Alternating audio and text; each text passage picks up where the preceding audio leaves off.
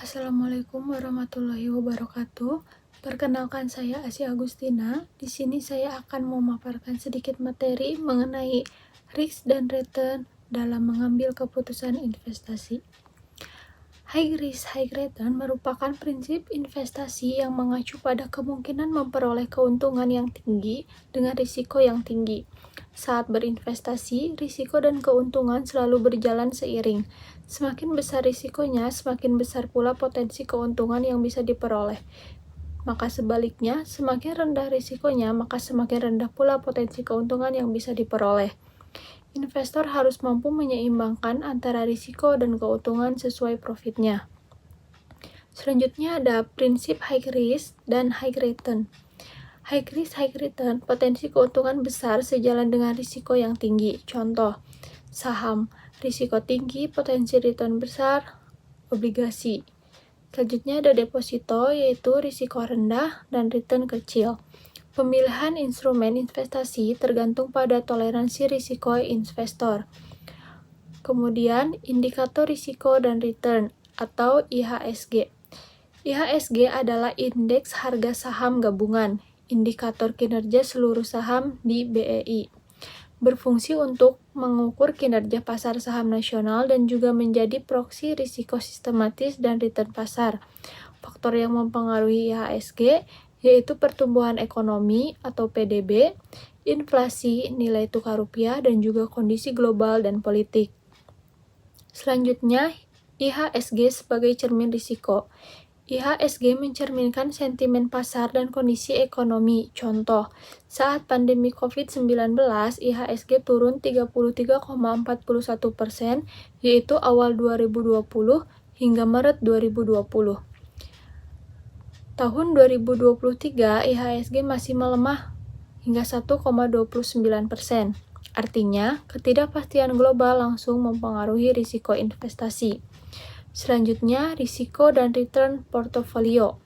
Risk portofolio, kemungkinan hasil aktual tidak sama dengan hasil yang diharapkan. Return portofolio, imbal hasil total dari seluruh aset dalam portofolio. Tujuan utama investor yaitu memaksimalkan return dengan risiko terkendali. Selanjutnya, hubungan antara risk dan return, yaitu semakin tinggi risiko, potensi return lebih besar. Semakin rendah risiko, potensi return lebih kecil. Ditunjukkan melalui kurva risk return berbentuk naik, yaitu kurva risk return ilustrasinya risiko di sumbu X dan return di sumbu Y. Jenis risiko, yang pertama ada risiko sistematis. Tidak dapat dihindari, memengaruhi seluruh pasar, contohnya inflasi, suku bunga, krisis ekonomi global, dan tidak bisa dihilangkan hingga dikelola. Dan hanya bisa dikelola. Selanjutnya ada risiko tidak sistematis, yaitu khusus perusahaan atau industri tertentu, contoh kegagalan manajemen, regulasi industri. Selanjutnya dapat dikurangi dengan diversifikasi. Diversifikasi untuk mengelola risiko. Diversifikasi adalah strategi mengalokasikan dana pada berbagai jenis aset atau instrumen investasi untuk mengurangi risiko total portofolio. Dengan melakukan diversifikasi, risiko tidak sistematis dapat ditekan karena kerugian dari satu investasi dapat tertutupi oleh keuntungan dari investasi lain.